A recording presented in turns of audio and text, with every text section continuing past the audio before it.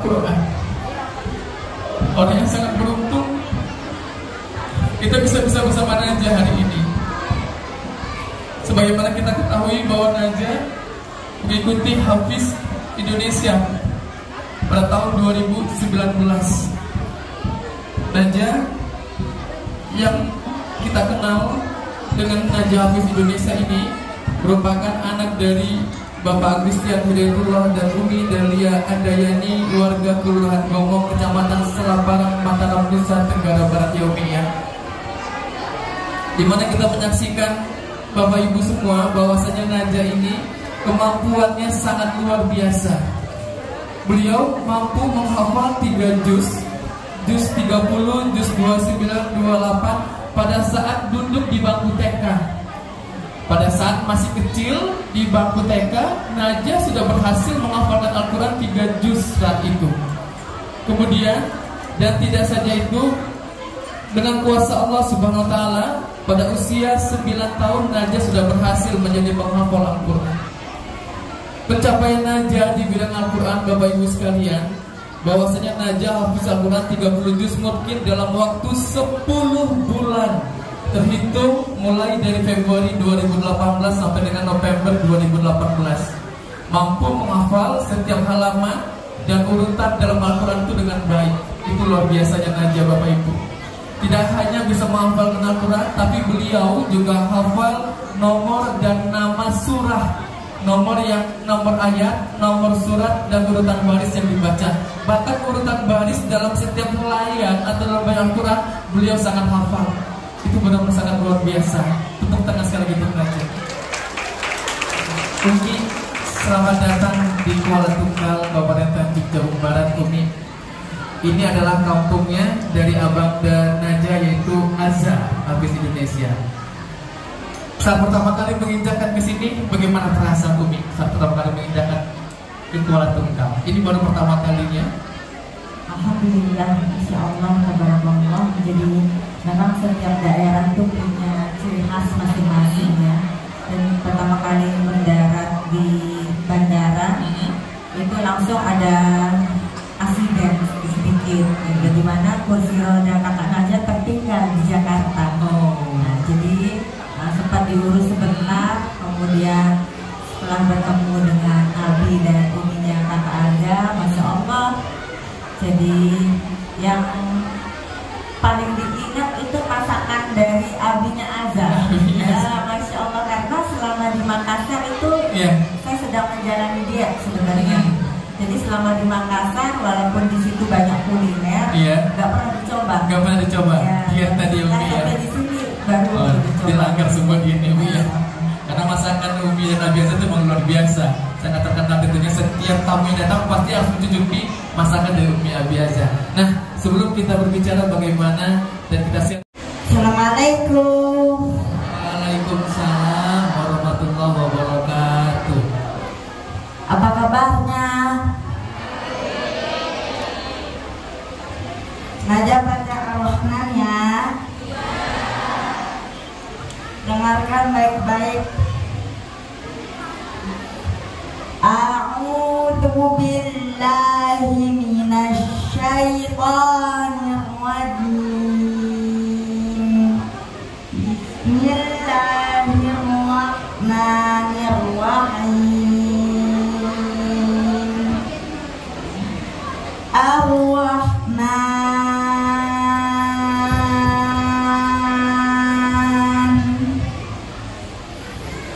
'allamal Qur'an,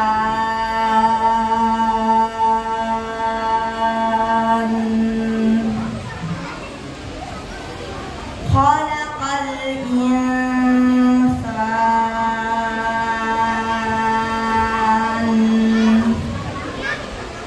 'allamahul bayan.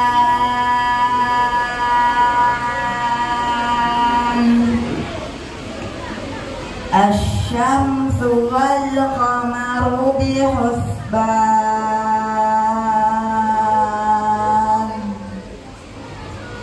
wan najmu wasyajaru yasjudan,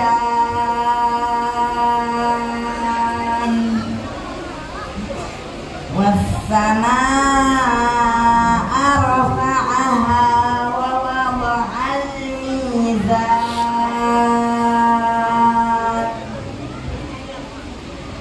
alla tatghaw fil mizan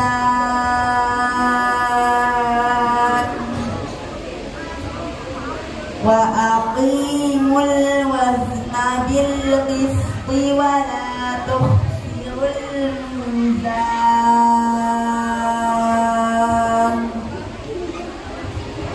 wal arda wada'aha lil anam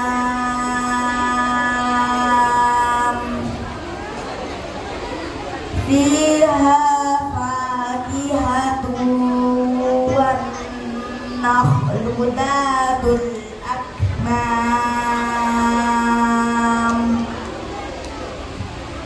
wal habdul asfi marwayhan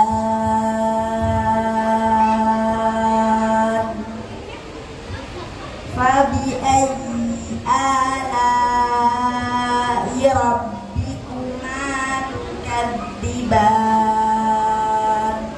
sadaqallahul azim. Allahumma arhamna. Beliau hafal Al-Quran, ya, Anda dan Najah juga hafal makna, ya. Gimana Anda Najah? Siap? Alhamdulillah. Kita buka red dulu ya.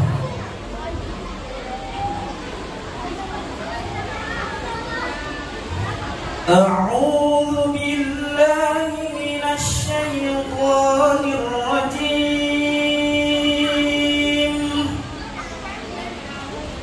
Bismillahirrahmanirrahim.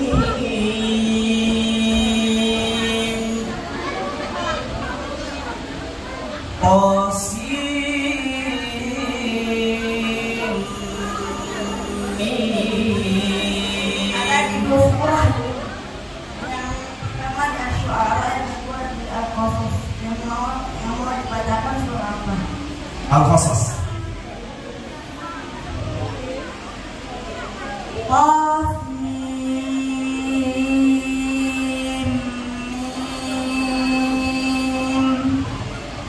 Tilka ayatul kitabil mubin natlu 'alaika min naba'i Musa wa fir'auna bil haqqi liqaumin yu'minun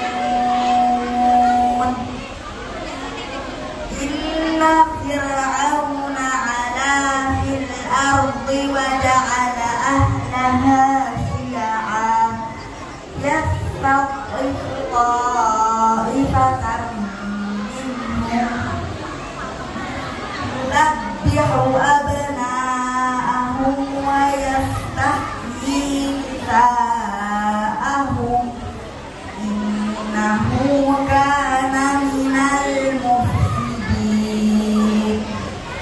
Saksi. Masya Allah. Takbir. Ayatnya benar. Sekarang Anda Najah tolong artikan ayat kedua dari ayat Al-Qasas. Tilka ayatul. Inilah ayat-ayat Al-Quran yang jelas dari Allah. Masya Allah. Halaman selanjutnya baris paling bawah, coba dibacakan. Berarti 346. Betul. Paling bawah sebelah kiri. Faradadnahu ila ummihi kay taqarwa 'ainuha wa la tahzana wa lita'lama anna wa'dallahi haqqun wa lita'lama anna wa'dallahi haqqun walakinna aktharahum la ya'lamun. Baik. Dua halaman sebelumnya baris paling atas. 384. Wa innahu lahudaw wa rahmatul lil mu'minin. Artinya, sungguh Al-Quran itu benar-benar satu pelajaran dan rahmat bagi orang-orang yang beriman. Masya Allah, tabarakallah. Takbir, takbir, takbir. Tasdiq, sadaqallahul azim. Masya Allah, luar biasa. Tepuk tangan lagi dong semua. Tidak hanya bisa menyambung ayat Al-Quran, tapi juga Najah hafal halaman, nomor surah, bahkan artinya pun beliau hafal. Luar biasa tentunya, sangat istimewa. Dan ini benar-benar kuasa Allah Subhanahu wa Ta'ala. Tidak ada yang tidak mungkin kalau Allah sudah berkehendak tentunya. Baik, yang akan memberikan tes selanjutnya Ustaz Ahmad Berkati untuk mengajarkan para santri atau para anak-anak semua untuk bisa menjadi penghafal Al-Quran. Silakan Ustaz Ahmad Berkati.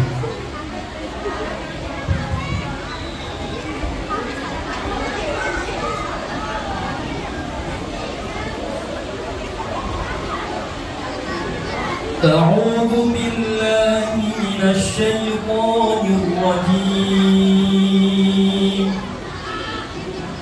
وإذا دعوا إلى الله ورسوله ليحكم بينهم إذا فريق منهم معرضون.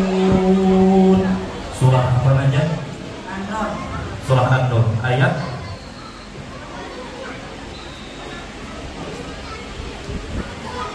Ayat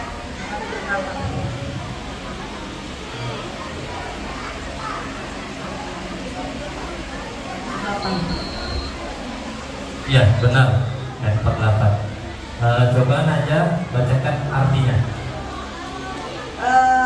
Dan apabila mereka diajak kepada Allah dan Rasulnya untuk memutuskan suatu perkara di antara mereka, sebagian mereka berpaling, bahkan menolak kebenaran.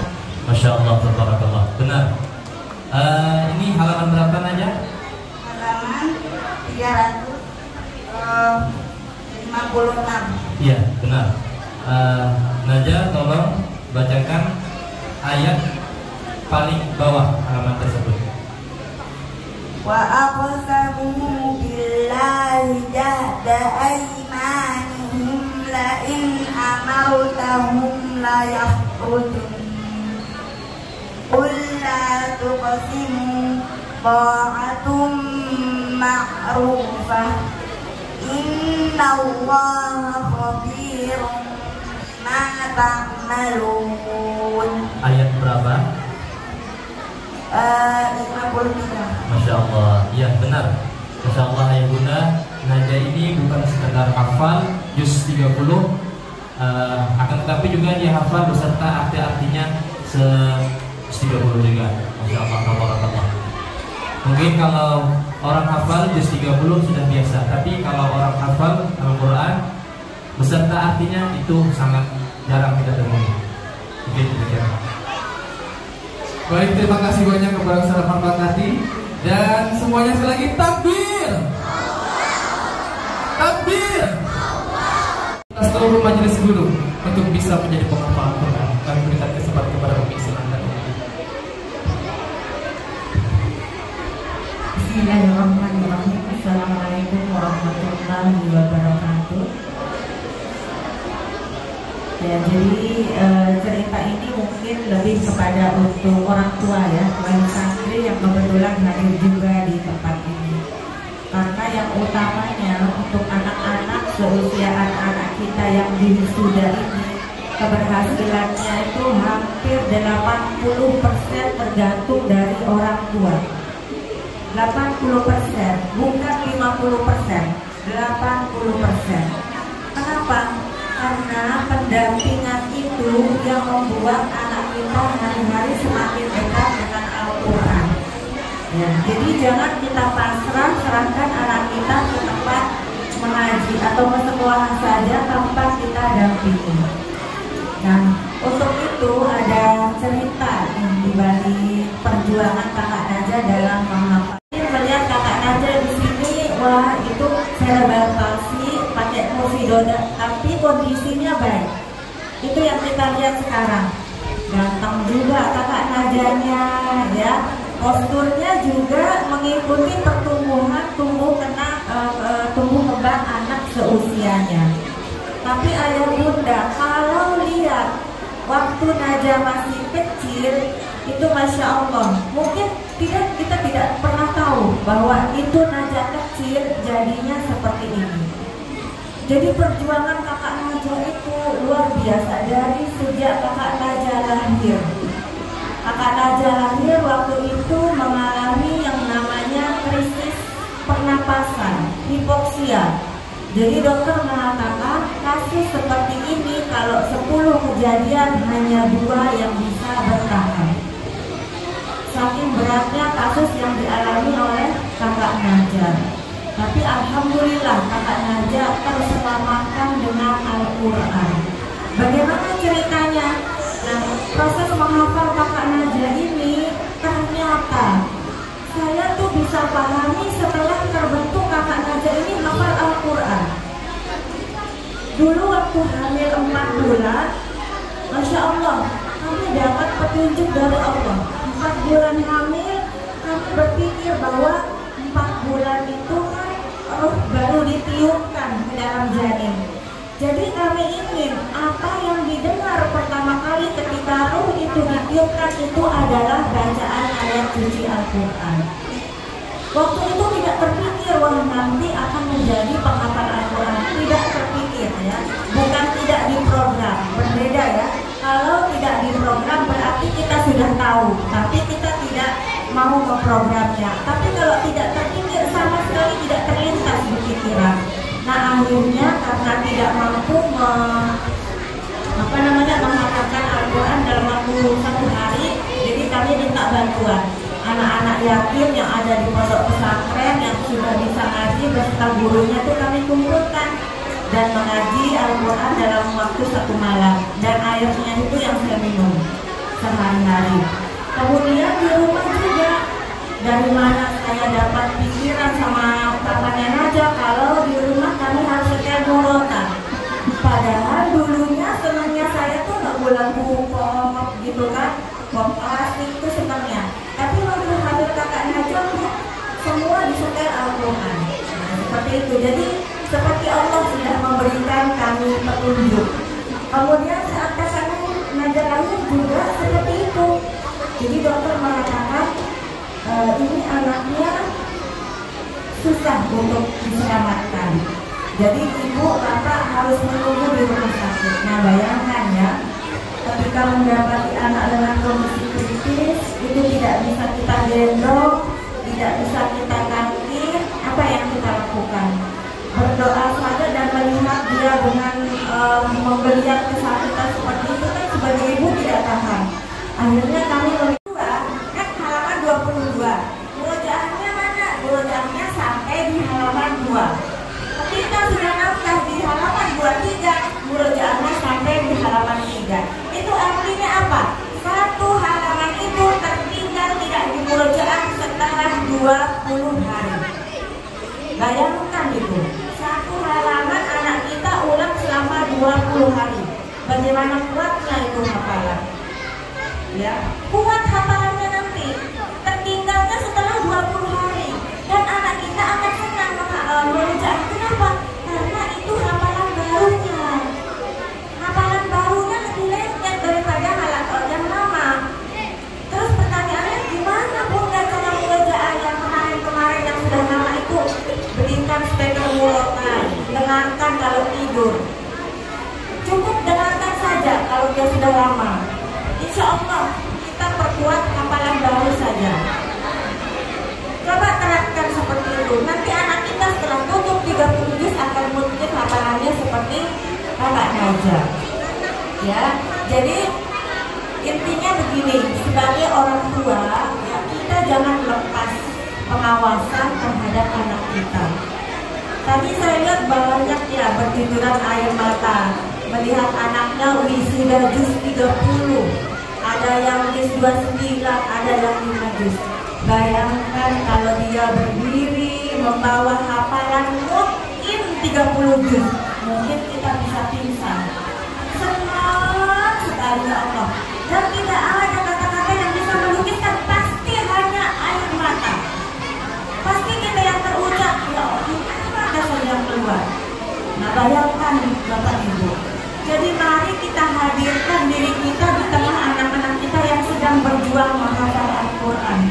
Karena menghafal Al-Quran itu tidak memandang dia pintar atau tidak memandang dia kaya atau tidak, dia sempurna fisik atau tidak ada. Al-Quran itu adalah mukjizat. Siapapun bisa hafal Al-Quran. Lihat kata Najah, kekurangannya banyak kalau kita lihat dibanding sama ayah bunda yang ada di depan. Kakak Najah hanya bermodal pendengaran. Kakak Najah tidak bisa membaca, tidak bisa menulis. Tapi Masya Allah, dengan kesungguhan beliau dan dengan tekad kita sebagai orang tua, maka kita akan mendapatkan anak yang membanggakan kita. Minimal di akhirat Allah janjikan kita nanti ditempatkan di tempat yang indah. Mungkin di dunia kita berpikir, kok anak saya hafal 30 juz, tapi kan kita lihat, banyak kita lihat anak-anak yang sudah hafal Quran seperti ini, Abi dan Uminya Azhar pergi haji karena Azhar hafal Al-Quran, ya, pergi umroh, banyak hadiah-hadiah gitu. Kalau kita targetnya dunia, pasti nanti kita akan kecewa. Ketika anak kita sudah selesai hafalan 30 juz, kok anak saya nggak dapat hadiah umroh ya? Kok anak saya nggak ada yang kasih hadiah ya? Kok dia dikasih? Itu kalau target kita dunia. Allah nanti akan mengarahkan. Makanya sekarang bersihkan diri kita. Bersihkan diri kita, insya Allah, Allah janji. Kalau kita fokus dengan Al-Quran, waduh, dimudahkan segala urusannya. Ya, jangan niatnya dunia, itu saja. Jangan niatnya dunia, niatkan untuk akhirat kita. Anggap saja dunia bisa kita cari, ya, dunia bisa kita cari, tapi kita investasi akhirat kepada anak kita. Tapi ketika kita sudah punya niat seperti itu, maka Allah akan bukakan jalan, Allah akan lancarkan rezeki dari hal yang tak terduga-duga. Jadi pesan saya, ayah bunda, jangan pernah melihat hadiah-hadiah yang diberikan kepada para hafiz Quran yang mungkin di televisi banyak, ini dapat hadiah, ini hadiah. Jangan lihat itu, ya. Fokus saja untuk akhirat kita, untuk kebahagiaan akhirat kita. Nanti dunia akan mengikuti, insya Allah. Mungkin itu aja dari saya. Dengan Cik Umi sudah sejak hamil, Umi sudah membawa dengan Al-Quran. Adakah perasaan protes, berontak Umi saat itu ketika melihat kondisi Najah? Sebagai manusia tidak sempurna tentu ada ya perasaan itu ketika malah saya merasa Najah berbeda itu waktu melihat Najah umur 4 bulan. Itu saya sebagai ibu ya yang paling dekat dengan anak itu merasa ini tuh ada yang berbeda. Tapi saya tidak berani mengungkapnya kepada orang lain, bahkan kepada suami sendiri tidak. Saya hanya ketika melihat kok anak saya begini, nah saya langsung kepada Allah. Malam-malam gak ada orang itu saya nangis, ya Allah kenapa anak saya begini ya Allah gitu. Jadi semua orang termasuk di keluarga saya, saudara-saudara itu menganggap itu saya tuh kuat. Padahal cengennya minta ampun, tapi cengennya kepada Allah. Kalau di depan orang-orang saya sok-sok kuat. Berusaha kuat Umi ya. Tapi cuma tetap dengan Allah. Iya, nangisnya sama Allah. Ya Allah kenapa begini ya Allah, ya Allah. Nangis. Ya. Nangis. Kalau nggak ada orang nangis, tapi kalau ada orang sama tengah itu udah tenang deh gitu. Pura-pura aja. Ya, dan ternyata dengan berpura-pura itu Allah memberikan apa ya? Memang benar kekuatan. Kekuatan. Karena kita coba melawan itu. Benar sekali. Terguncang pasti. Terguncang ya. Nah, dengan kondisi Najah seperti ini tentu Umi memiliki kesabaran yang begitu kuat. Berikan tips Umi untuk para ayah bunda dalam mendidik anak pasti punya rasa jengkel kalau melihat anaknya susah diatur, susah disuruh belajar, susah disuruh menghafal Al-Quran. Tapi kalau dengan kondisi Najah bagaimana Umi untuk memberikan tips kepada para ayah bunda dalam ketika merasa ada muncul perasaan jengkel, rasa kesal kepada anak? Baik, mungkin ini ya. Jadi kalau dibilang berikan tips, seperti saya juga masih harus banyak belajar ya. Yang saya berikan adalah sharing bagaimana saya mengelola emosi saya ketika ada muncul perasaan. Jadi untuk anak seperti Najah ini, perasaan yang sering muncul itu adalah kelelahan secara fisik. Karena beliau dari bangun tidur sampai tidur lagi itu kita urusin seperti bayi. Semakin bertambahnya usia, badan beliau semakin berat, semakin capek juga.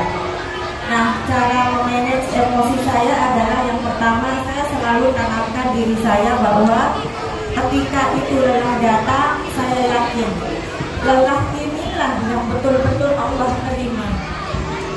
Lelah inilah yang tidak ada saya ingin dilihat sama orang. Ketika nggak ada orang di dalam rumah, saya sendiri angkat, dia pengen ke toilet, subhanallah. Ya Allah, mungkin hanya ini saja perbuatan saya yang Engkau terima ya Allah. Karena kalau yang lain misalnya kita sedekah, kita sholat atau apa, kadang pengen dipuji, pengen dilihat orang. Tapi ketika mengurusnya ini itu adalah benar-benar, ya Allah, semoga ini adalah hal yang paling terbaik yang bisa saya persembahkan untuk Allah. Karena saya tanamkan diri saya bahwa anak ini bukan punya saya. Termasuk anak saya yang dua, adik-adiknya Najah, itu bukan punya saya, ini milik Allah. Kalau saya pergi kemanapun ada orang yang memandang sebelah mata, saya selalu bilang, ya Allah, kuatkan saya ya Allah. Gitu. Langsung saya ingat, ini kan bukan punya saya, ini kan punya Allah. Jadi saya tak malu. Ini bukan punya saya, misalnya dibawa pakai kursi roda, ini punya Allah, bukan punya saya. Ya Allah, dia kayak gitu, ya Allah, kuatkan ya Allah, seperti itu. Jadi selalu itu saya kembalikan bahwa ini milik Allah. Kapanpun Allah akan ambil, Allah akan ambil. Kapanpun Allah bilang sembuh, dia akan sembuh. Jadi saya tidak pernah membedakan anak-anak saya yang seperti kakak Najah atau anak-anak saya yang normal. Saya menganggap semua adalah amanah dan semua punya ujiannya masing-masing. Kalau kakak Najah ujiannya yaitu sekedar saya lelah secara fisik, tapi masya Allah penurutnya luar biasa. Kalau kita bilang kakak Najah dengan murotan sampai pagi dengar, sampai kita bilang stop kakak. Tapi kalau adiknya yang normal, ayo hafal Al-Quran ini apa? Baru dibaca satu ayat, saya cari lagi, dia udah main bola. Nah, udah main bola dia. Makanya saya bilang, ya Allah ternyata sama aja ya, anak seperti ini sama anak seperti itu sama aja ya, sebelah itu. Capek kita sama. Ini capek cuma mengurus doang. Kalau itu capek ngomongnya, capek nyarinya dia kemana? Kok tadi bilang hafal Quran kok udah main bola, seperti itu. Jadi Bapak Ibu, mau anak kita itu normal, mau tidak normal, sama-sama dia milik Allah. Milik Allah itu.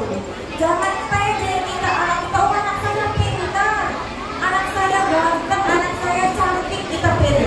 Tapi giliran nanti Allah mau ambil. Ya, kalau anak kita sakit-sakitan, anak kita kurang pintar, kurang penurut, misalnya sabar.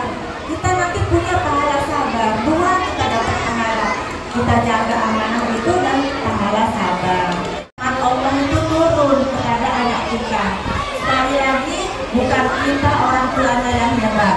Menghafal Al-Quran itu tergantung rahmat Allah. Bukan saya yang hebat, bukan Umi Abi Azza yang hebat mendidik seperti itu, tidak. Allah menurunkan rahmatnya kepada beliau. Tapi kalau anak-anak kita sudah perjuangannya menghafal Al-Quran 3 tahun, 4 tahun, segitu-gitu saja, tidak apa-apa. Tunggu rahmat Allah akan datang, kapan akan dibukakan itu. Sabar saja. Kita tugasnya hanya satu, hanya taat. Allah memerintahkan didik anakku sebaik-baiknya. Pendidikan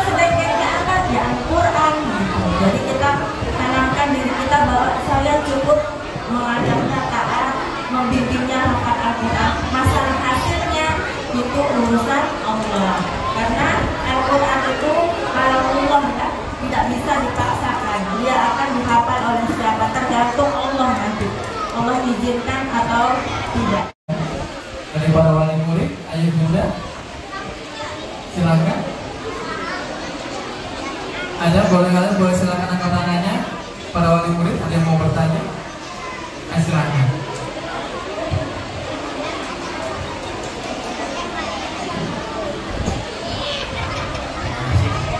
Assalamualaikum warahmatullahi wabarakatuh. Saya minta doa. Kebetulan anak kami yang dua, adiknya akan juga sama cerebral palsy. Udah umur 8 tahun, kemampuannya masih dibuat seperti anak balita. Sama untuk pengalaman yang sama, anak kami divonis koma. Jadi saat umur 11 bulan, adiknya Arkan itu dinyatakan koma selama hampir 15 hari. Bahkan dokter mengatakan bapak ibu persiapkan yang hadapi yang terbaik. Tapi alhamdulillah berkat Al-Quran sama kami diizinkan mengirimkan murotal ke dalam ruang tujuh pediatrik disorder unit agar si adiknya Arkan ini bisa sadar. Sampai sekarang kebiasaan murotal itu tetap kami lakukan. Cuma memang Allah diberi cobaan yang beda-beda. Sampai saat ini anak kami masih kondisinya masih belajar. Umumnya masih pabrik, kemampuan juga belum seperti beda-beda. Kami mohon doanya supaya agar apa yang kami usahakan untuk adiknya Arkan bisa menjadi dijawab oleh Allah, bisa kembali pulih minimal. Mungkin tidak seperti anak raja yang hafal luar biasa, tapi setidaknya beliau anak-anak itu mengenal Al-Quran walaupun dalam benaknya saja, tanpa mengucapkan atau melalui tanpa tulisan. Mungkin itulah yang terima kasih. Assalamualaikum warahmatullahi wabarakatuh. Terima kasih kepada Bapak Aidin yang juga sedikit bercerita tentang kehidupan anak beliau. Dan sama-sama kita berdoakan mudah-mudahan bisa segera pulih kembali sebagaimana harapan daripada ayah dan ibundanya. Baik, selanjutnya masih ada dari wali murid ayah bunda yang mau bertanya. Kami persilahkan. Masih ada dari wali murid yang ingin bertanya?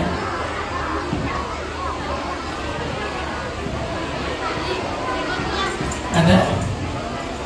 Tidak ada? Cukup? Cukup. Baik.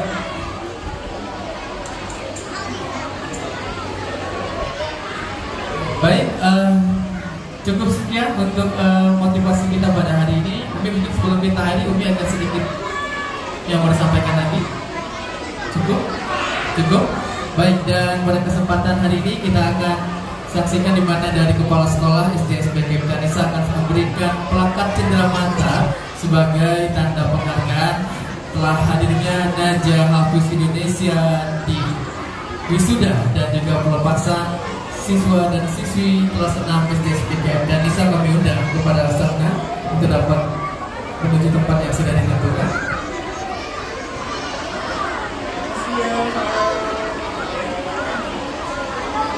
Baik, silakan, Ustaz silakan.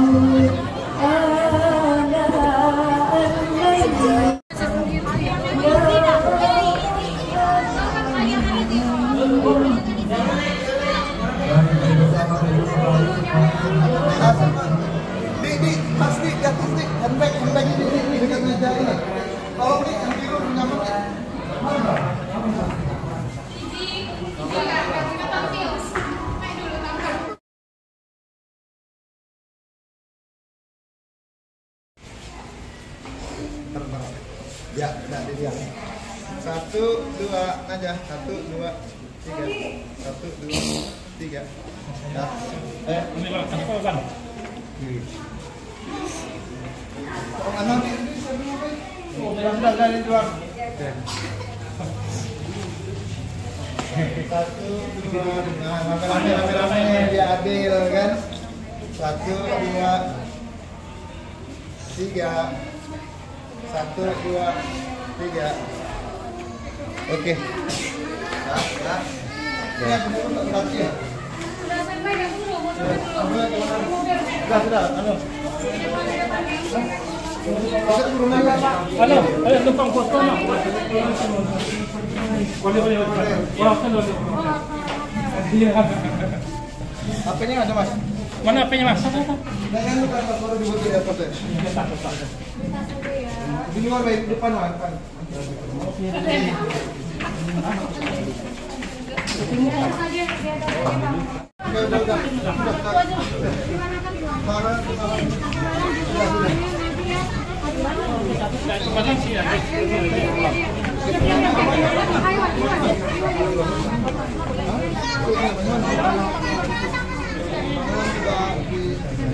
Sudah latihan.